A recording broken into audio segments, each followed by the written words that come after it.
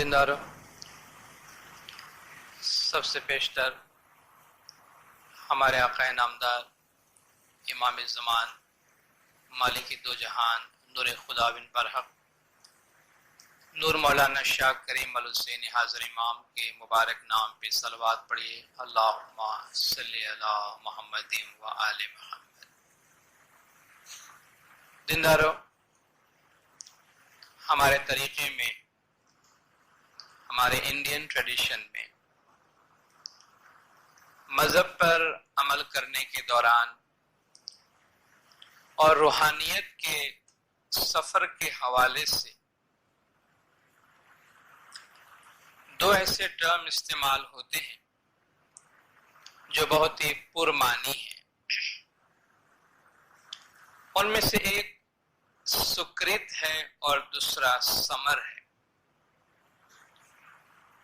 پنسر بیٹھا سکرت کماؤ تمہیں سمر لے جو، بھائی ون سکریتے پار کیم پہنچو۔ راستے پر بیٹھے ہوئے یا راستے پر چلتے ہوئے، صراط مستقیم یا ستپنتھ پر عمل کرتے ہوئے آپ اپنے ساتھ سکرت لے لیں اور سمر لے لیں۔ سمر آخرت کے بھتے کو کہتے ہیں۔ جب کوئی آدمی سفر پہ جاتا ہے اور سفر کا جو پروویژن اپنے ساتھ میں لیتا ہے، زاد سفر لیتا ہے، اسے سمر کہتے ہیں۔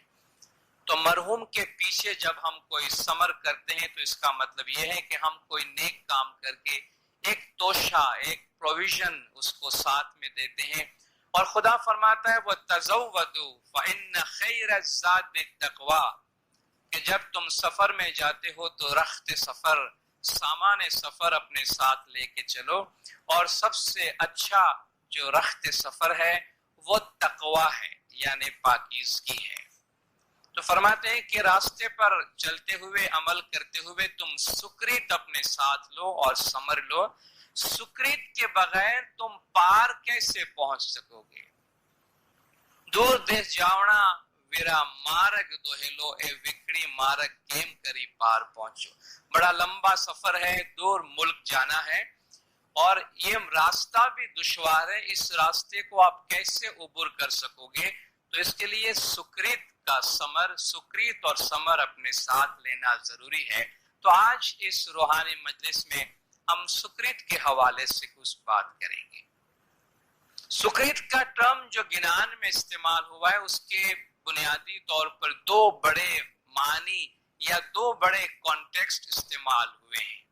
ہمارے ذہن میں یہ بھی سوال آتا ہے کہ جب ہم تسبیح پڑھتے ہیں، دعائیں مانگتے ہیں، تو اس میں سکرت کو اکثر دسون کے ساتھ لنک کیا جاتا ہے۔ یا مولانا حاضر امام تو جماعت کو دسون سکرت میں پورا کرنا۔ تو یہ جو دسون ہم اپنے حق حلال کی کمائی میں سے امام کا حق مال واجبات دیتے ہیں، جو سب کو معلوم ہے، اس کے ساتھ دسون، اس کے ساتھ سکرت کو لنک کرنے کے کیا معنی؟ تو گنان میں جو لفظ سکرت استعمال ہوا ہے، اس کا سب سے پہلا مطلب جو ہے وہ نیک اعمال ہے۔ سکرت، سو اچھے لفظ کے واسطے استعمال ہوتا ہے، اچھے معنی کے لیے استعمال ہوتا ہے۔ کرتویہ یا کرت جو ہے وہ عمل یا ڈیڈز کے لیے، کام کے لیے، گڈ ڈیڈز یا عمل صالح، نیک اعمال، اس کے لیے لفظ سکرت استعمال ہوتا ہے۔ آگے خداوند پوچھیں گے تمہیں کیسی سکرت لے آیا؟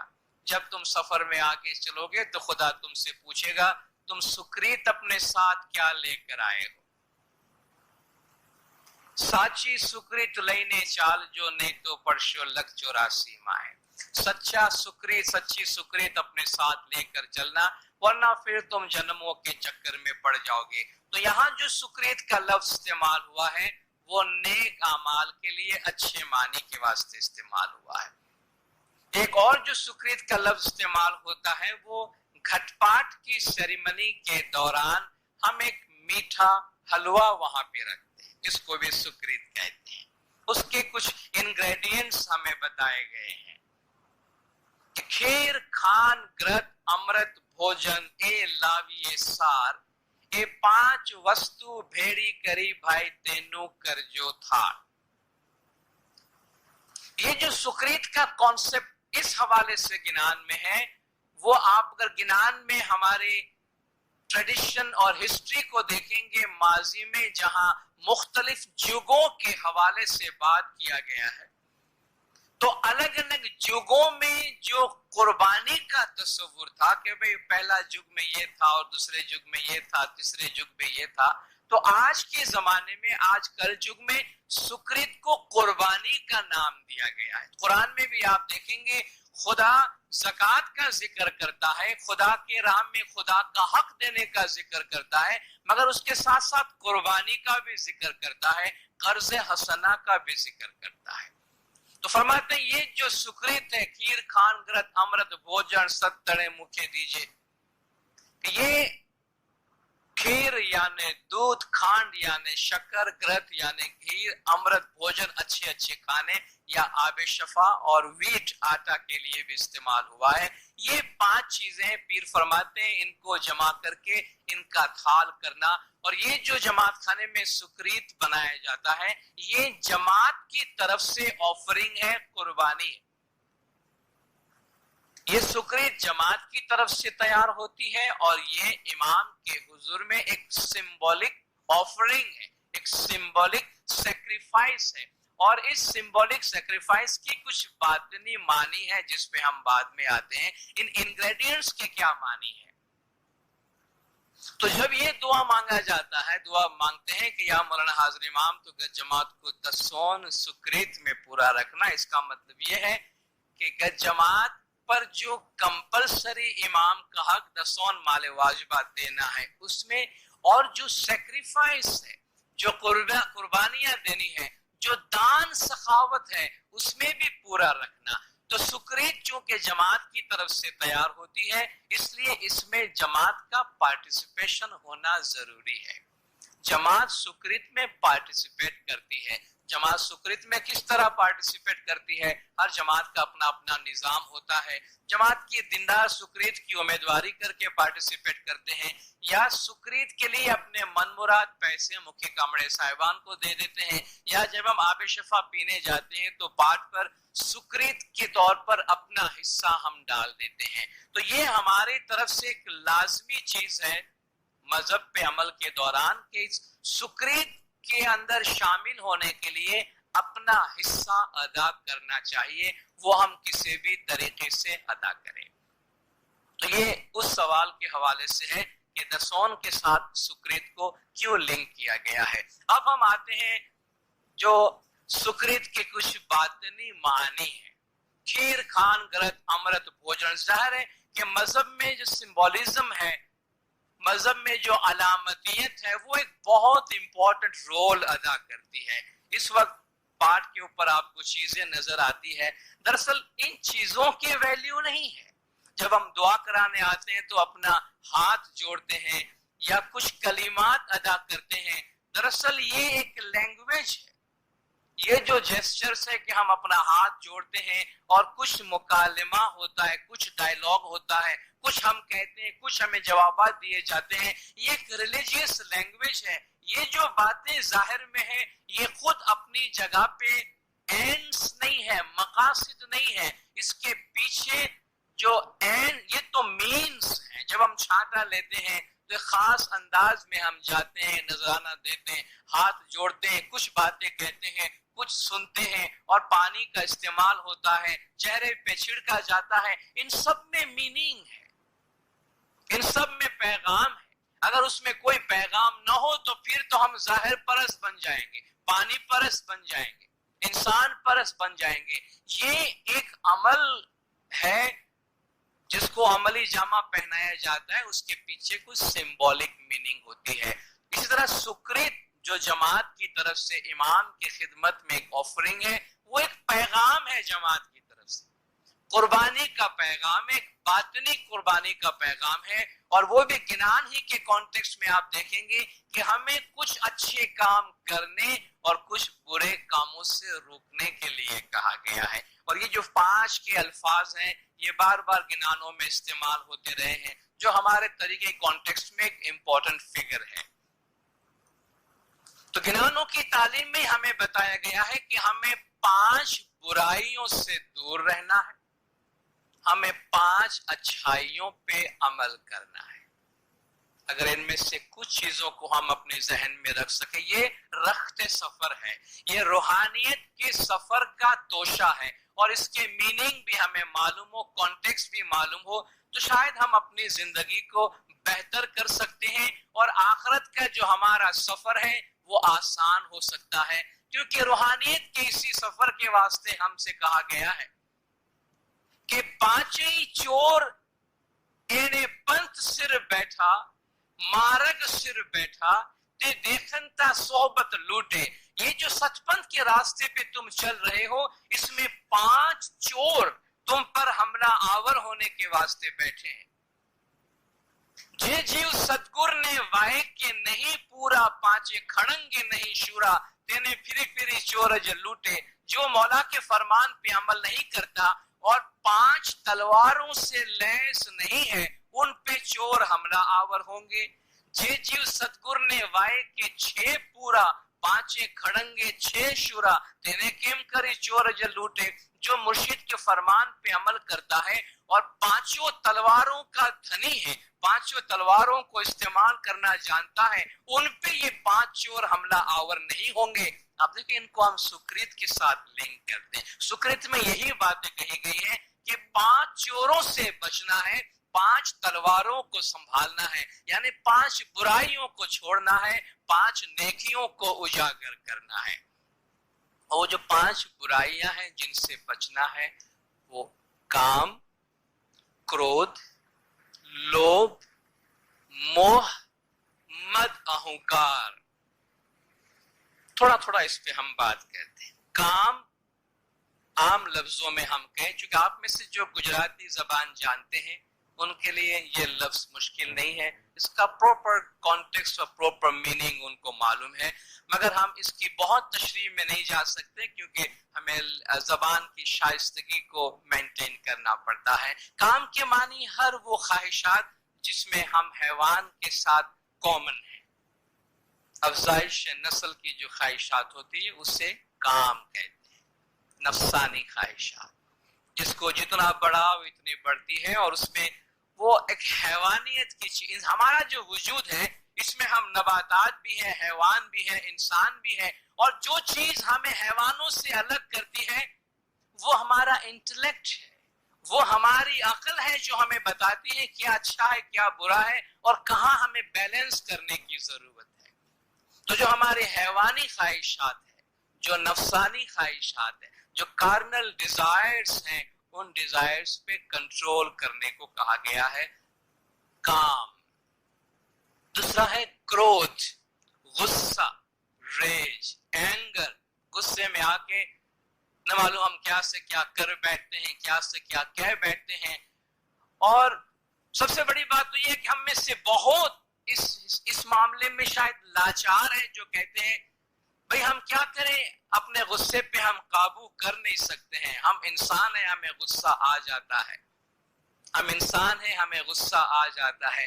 غصہ کوئی ایسی چیز نہیں ہے کہ جو خود بخود ہمیں آ جائے. اگر ہماری زندگی کی اپنی ایک فلسفی ہو، اگر ہم اس پوری کائنات میں واقع ہونے والے ہر واقعے کو اس کے پروپر کانٹیکسٹ میں دیکھ سکیں، اگر ہمیں یہ معلوم ہو کہ یہ کائنات ہماری مرضی پہ نہیں چلے گا، اللہ کی مرضی پہ چلے گا، اور کائنات میں ہونے والے واقعات کو ایکسپٹ کرنا سیکھیں اور بجائے ہر ایونٹ کو ریجیکٹ کرنے کے اس کے فلو کے ساتھ جانا سیکھے، تو ہمیں اینگر نہیں آئے گا، ہمیں غصہ نہیں آئے گا. ہمیں غصہ کب آتا ہے؟ ہم چاہتے ہیں ہر چیز ہماری مرضی کے مطابق ہو. ہم سے کس نے کب کہا ہے کہ ہر چیز ہماری مرضی کے مطابق ہونا چاہیے؟ اگر ہم یہ کہیں کہ ہر ایونٹ اپنی اپنی جگہ پہ ہوتا ہے جس کے ساتھ ہمیں ہارمونائز کرنے کی ضرورت ہے، تو آپ دیکھیں ہمیں غصہ نہیں آئے گا. کوئی واقعہ ہوتا ہے اور ہم یہ کہیں کہ اس کو اسی طرح ہونا تھا جس طرح کے ہوا ہے، اور میرے ریئیکٹ کرنے سے اس میں کوئی تبدیلی نہیں آئے گی،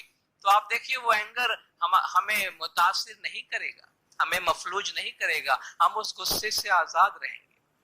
تو غصے کو غصہ جو ہے وہ بیسیکلی حیوانی صفت. یہ جو 5 بری صفات ہیں یہ دراصل نیچے کی طرف لے جاتی ہے. اللہ ولی الذین آمنوا یخرجہم من الظلمات الی النور. اللہ مومنوں کا دوست ہے جو انہیں اندھیروں سے روشنی کی طرف لے جاتا ہے.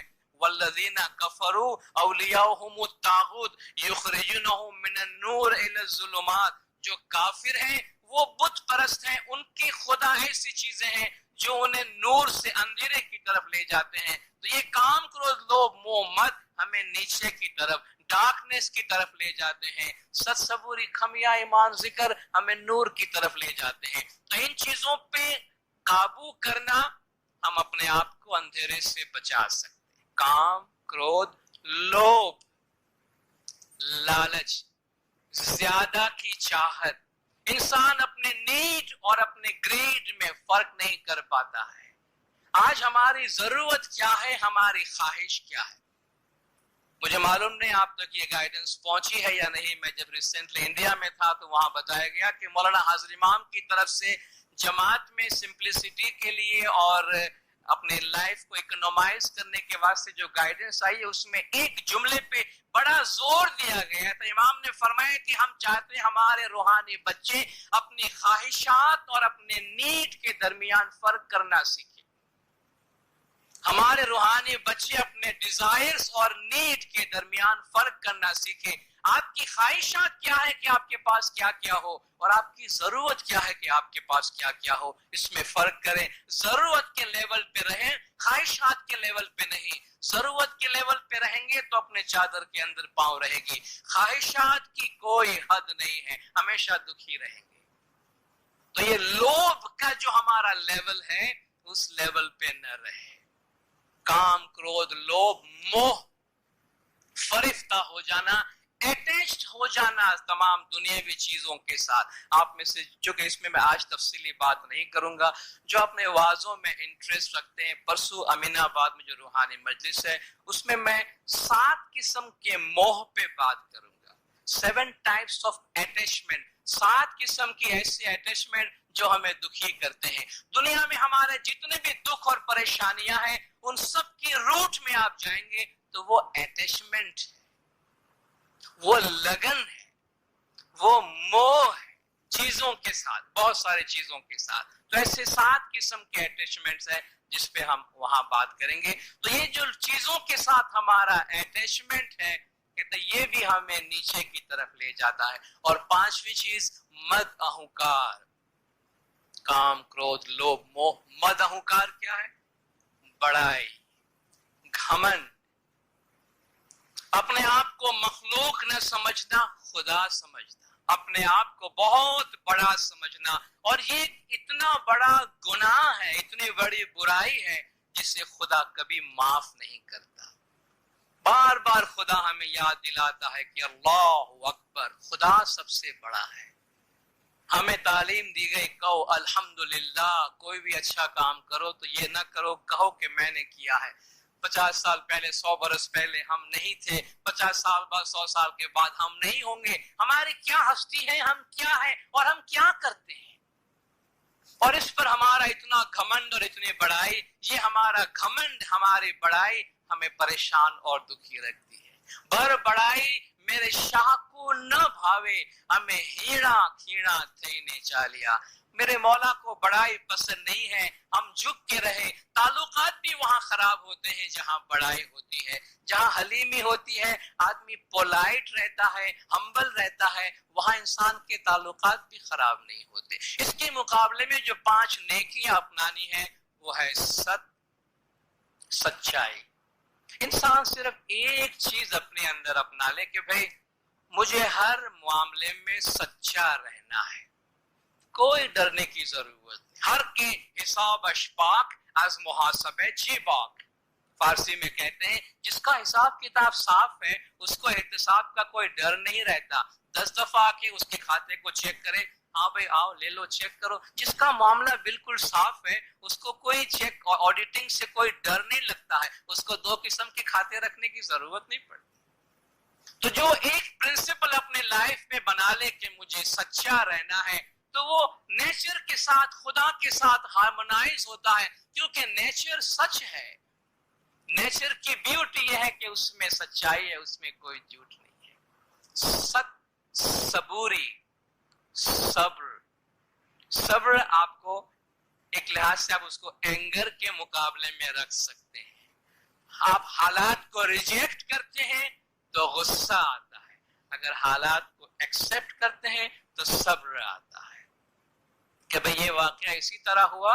وَبَشِّرِ الصَّابِرِينَ، وہ اس کو بڑے کانٹیکسٹ میں دیکھتے ہیں. انسان جب غصہ آتا ہے، اس کو غصہ کب آتا ہے؟ جب بہت لمیٹڈ کانٹیکسٹ میں ایونٹ کو دیکھتا ہے. جب آپ پورے ہول پکچر کو دیکھتے ہیں تو بشر الصابرین الذین اذا اصابتهم مصیبت قالوا انا للہ وانا الیہ راجعون، کہ صبر کرنے والوں کو مبارکباد دو، جب انہیں دکھ آتا ہے تو کہتے ہیں ہم تو اللہ سے ہیں اور اللہ کی طرف جا رہے ہیں. تو وہ جو کمپلیٹ پکچر میں اپنے آپ کو رکھتا ہے تو کہتے ہیں ایونٹس ہمارے لیے امیٹیریل ہے، کہ یہ ہمارے فیور میں ہے یا ہمارے اگینسٹ میں ہے، اس نے میرے خلاف بولا یا میرے فیور میں بولا، میرے لیے کوئی فرق نہیں پڑتا، میں نیچر کے ساتھ ہارمونائز ہو کے جاتا ہوں.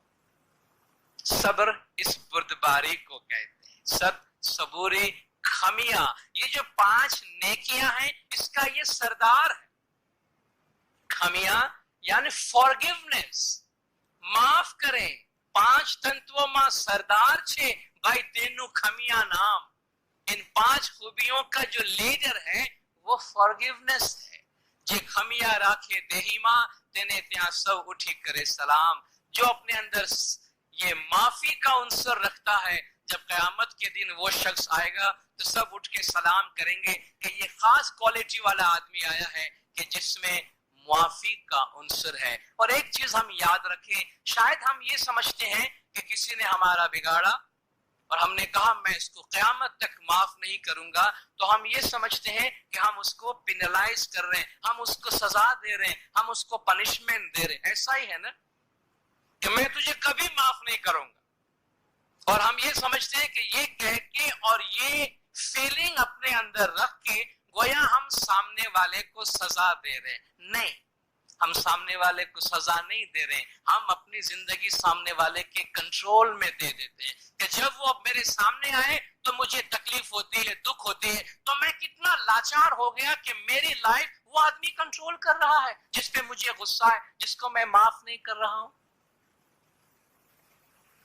معاف نہیں کرنے والا خود کو ٹارچر کرتا ہے، نہ کہ اس کو جس کو وہ معاف نہیں کرتا. یاد رکھیے، معاف نہیں کرنے والا خود کے سینے میں خنجر گھونپتا ہے، نہ کہ اس کے سینے میں کہ جسے وہ معاف نہیں کرتا. اس کو تو پتا بھی نہیں ہوگا اسے کسی نے معاف کیا کہ نہیں کیا، مگر ہم خود اپنے اندر ایک زہر پالتے ہیں، اپنے اندر ایک ریزنٹمنٹ پالتے ہیں جو ہمیں اندر سے کھاتا ہے. جس دن ہم نے کہا کہ جا میں نے تجھے معاف کیا، چھوڑ دیا، اس دن میں نے کہا کہ آج سے میں تیرے کنٹرول میں نہیں ہوں، میں آزاد ہوں، تو میرے سامنے آئے یا نہ آئے، I take charge of my life. میں اپنی زندگی کا خود مالک ہوں. میرا موڈ کسی کو دیکھنے اور نہیں دیکھنے سے کیوں خراب ہو، میں کیوں اس کا غلام بن کے رہوں.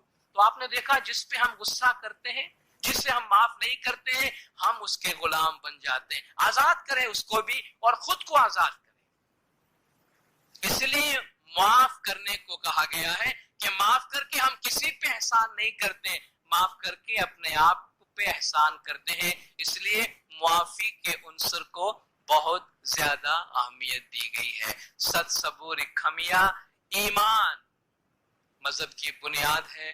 سچ پہ چلنا، سچائی پہ چلنا، اور جس طریقے پہ جس مذہب پہ ہم عمل کر رہے ہیں اس پر اپنا ایمان مضبوط اور مستحکم رکھنا، کیونکہ وہ ہماری کنجی ہے، وہ ہمارا سرمایہ ہے، وہ ہماری پونجی ہے. اور آخری بات، ذکر جو ہمارے عقل مند ہونے کی نشانی ہے. صبوری خمیاں ایمان اور ذکر ہمیشہ خدا کی یاد میں رہے. عام طور پہ ہم سمجھتے ہیں کہ یہ بڑا انٹیلیجنٹ آدمی ہے، بڑا عقل مند آدمی ہے، تو عقل مند آدمی شاید وہ ہوگا جو ہمیشہ کچھ کتابیں پڑھتا ہوگا اور انٹلیکچوئل آرگیومنٹ کرتا ہوگا. کوئی آدمی تسبیح لے کے خدا کا ذکر کرتا ہوگا اور مولا کو یاد کرتا ہوگا. تو شاید ہم یہ لیبل لگائیں گے یہ انٹیلیجنٹ نہیں ہے، اس میں انٹلیکٹ نہیں ہے، یہ اپنے مذہب پر انٹلیکچولی عمل نہیں کرتا ہے. خدا قرآن میں انٹیلیجنس اور پیپل آف انٹیلیجنس کسے کہتا ہے؟ ان فی خلق السماوات والارض واختلاف اللیل والنہار لآیات لأولی الالباب. بے شک زمین و آسمان کی خلقت میں اور دن اور رات کے آنے جانے میں عقل مندوں کے واسطے نشانیاں ہیں. عقل مندوں کے واسطے نشانیاں ہیں. اور یہ عقل مند کون ہیں؟ الذین یذکرون اللہ قیاما وقعودا وعلی جنوبہم. یہ اولو الالباب، پیپل آف انٹیلیجنس وہ ہیں جو چلتے ہیں، بیٹھے ہیں، کھڑے ہیں، لیٹے ہیں، خدا کا ذکر کرتے ہیں. وَيَتَفَكَّرُونَ فِي خَلْقِ السَّمَاوَاتِ وَالْأَرْضِ. اور زمین اور آسمان کی کریشن پہ غور و فکر کرتے ہیں اور کہتے ہیں ربنا ما خلقت هذا باطلا. اے میرے پروردگار، تو نے ان چیزوں کو بیکار پیدا نہیں کیا ہے. سبحانک فقنا عذاب النار. تو سبحان ہے، پاک و پاکیزہ ہے، ہمیں عذاب جہنم سے محفوظ رکھنا. تو یہ سکریت کا انٹرپریٹیشن اور معنی ہے کہ یہ محض ایک آب شفا کے ساتھ، گھٹ پاٹ کے ساتھ کوئی میٹھا سا حلوہ لے کر کھانا یا نہیں کھانا، چکھانا یا نہیں چکھانا، اسی چکر میں اپنا ٹائم ضائع کرنا، یہ اس پرپس کے واسطے نہیں ہے. اس کے پیچھے میننگ ہے، میسج ہے. اور حاضر امام ہمیشہ میننگ پہ زور دیتے ہیں کہ ہم فارم میں اٹکے نہ رہیں، میننگ کو معلوم کرنے کی کوشش کریں. سکرت زیادہ لے یا کم لے، کھانا چاہتے ہیں یا نہیں کھانا چاہتے ہیں، وہ اتنا امپورٹنٹ نہیں ہے جتنا یہ کہ کام، کرودھ، لوبھ، موہ، مد اور ست، صبوری، خمیاں، ایمان، ذکر، یہ ہمیں معلوم ہے یا نہیں، اور اس میں سے کیا کچھ ہم نے سنبھال کے رکھا ہے اور کیا کچھ ہم نے نکال دیا ہے. مولانا حاضر امام ہمیں مذہب کے راستے پہ عمل کرنے کی توفیق عطا فرمائے. مولا کے جماعت کے تمام گناہ معاف کرے، سب کی نیک امیدیں پوری کرے، آخری دم تک ایمان سلامت رکھے، سکھی سلامت و آباد رکھے، دیدار نصیب کرے. صلوات پڑھے دیندار. اللہم صلی علی محمد.